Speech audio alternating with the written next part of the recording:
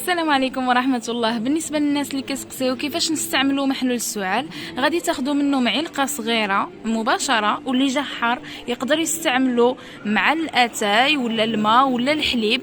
بالنسبة للدراري الصغار غادي تسولوني واش يقدروا يتناولوه، يقدروا يتناولوه ولكن بكمية اقل، ياخذوا نص معلقة ولكن ما تعطيوش ليهم مباشرة، تخلطوه ليهم مع الحليب ولا شي حاجة، المهم تكون دافية. وحتى نتوما ملي ديروا الحليب ولا هذا ما تشربوهش بارد، يعني من الأحسن يكون دافي ولا ساخن. والسلام عليكم ورحمة الله وبركاته.